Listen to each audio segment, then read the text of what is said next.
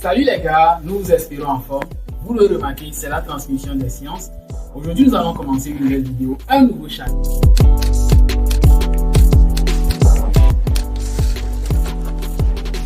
On va commencer par parler des équations du second degré ou bien des inéquations du second degré.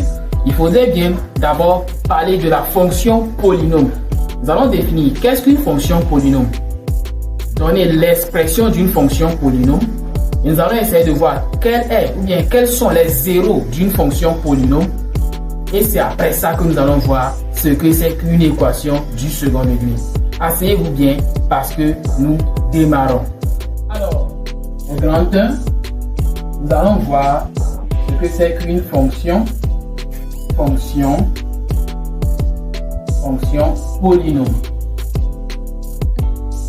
Fonction polynôme. Alors, au petit 1, nous allons voir la définition.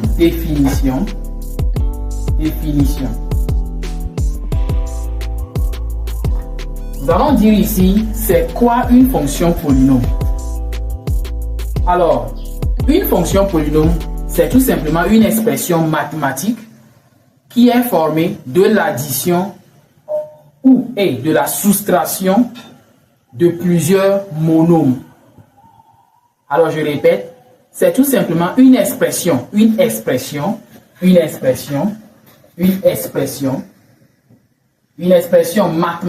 mathématique qui est formée, c'est-à-dire qui est composée, qui regroupe donc l'addition ou bien la soustraction de plusieurs monômes.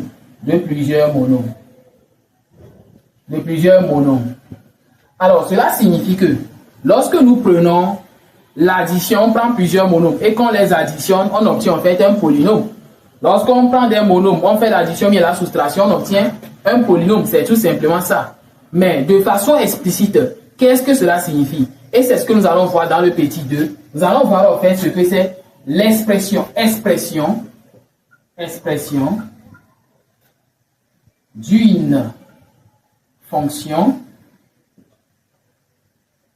d'une fonction polynôme. De façon explicite, c'est quoi un polynôme? Alors, si f est une fonction à variable réelle x, en fait, nous avons f de x est un polynôme.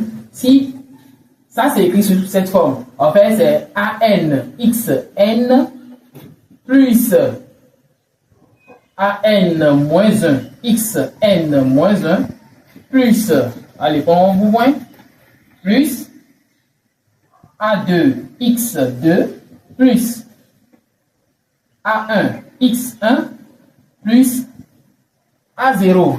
Ouais, généralement lorsqu'on donne les formes explicites comme ça, ben, on comprend mieux lorsqu'il y a un exemple ou bien des exemples. Et nous allons voir un exemple, un ou plusieurs exemples. Hein.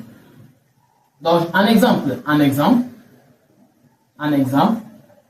je dis par exemple f de x qui est égal à quoi?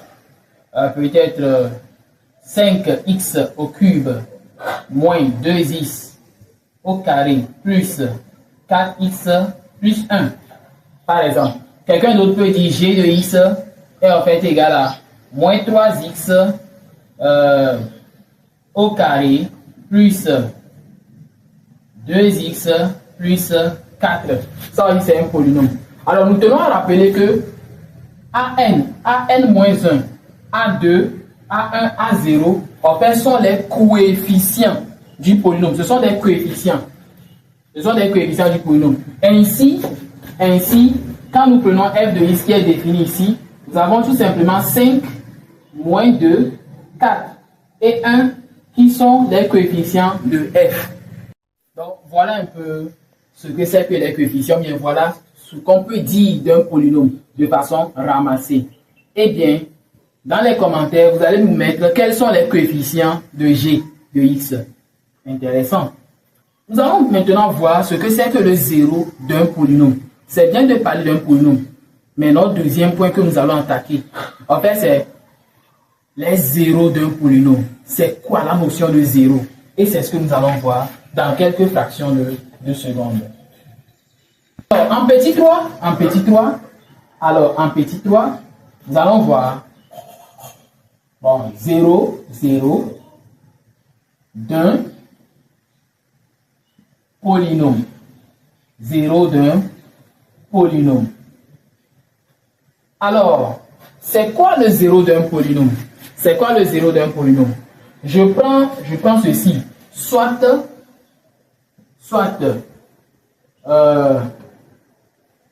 P, n'est-ce pas?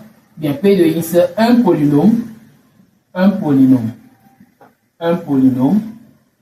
Voilà. Et x0 et x0, un réel. C'est-à-dire que nous avons notre x0 qui appartient à grand R. Voilà, et x0, un réel. On dit que x0 est 1, 0 de P si et seulement si quoi? Si et seulement si P de x0 est égal à 0. Ça devient intéressant. C'est-à-dire que x0 est un 0 de P si et seulement si quoi? P de x0 est égal à 0. Alors, nous allons voir un exemple. On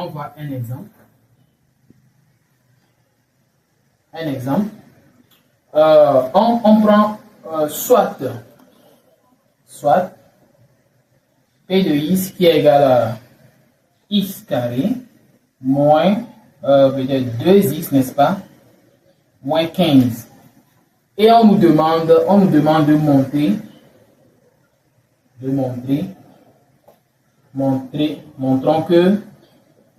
montrons que moins 3 est un 0 de P.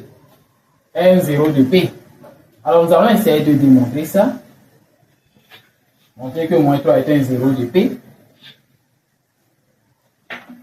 La condition est là. On sait que en solution. Alors j'écris moins 3 est un 0 de P si et seulement si quoi? Et oui, vous l'avez bien deviné, si P de moins 3 est égal à 0.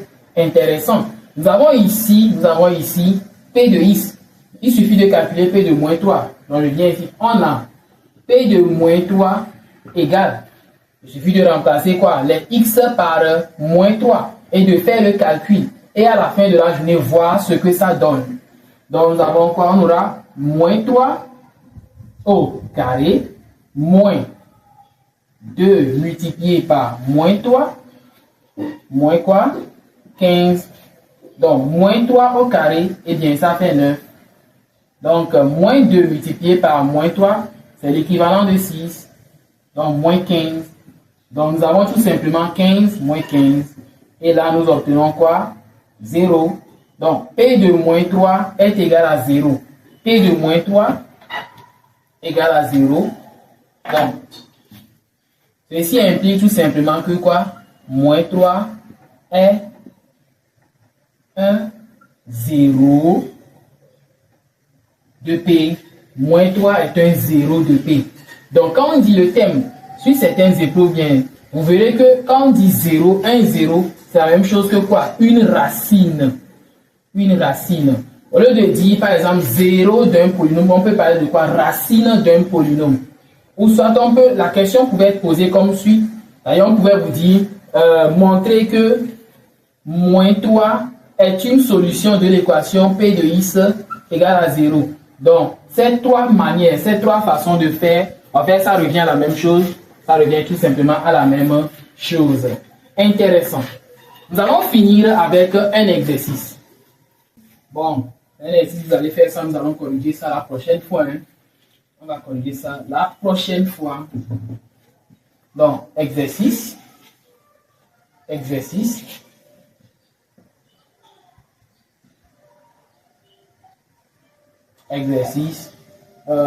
On donne on donne P de x qui est égal à x au cube moins alpha x carré plus 2x plus bêta. Alors la question est la suivante. Trouver alpha et bêta tel que, bien, pour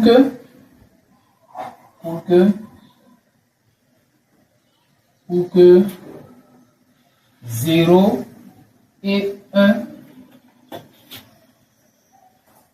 soient des racines de P. Donc voilà un peu la question et voilà ce que vous allez vous faire à faire. Dans la prochaine séance, nous allons essayer de résoudre cet exercice. Et bien, pour une bonne compréhension, vous allez faire cet exercice. Essayez de faire ça, donnez-vous à fond et on se capte à la prochaine fois. À la TDS, nous transmettons l'esprit des sciences.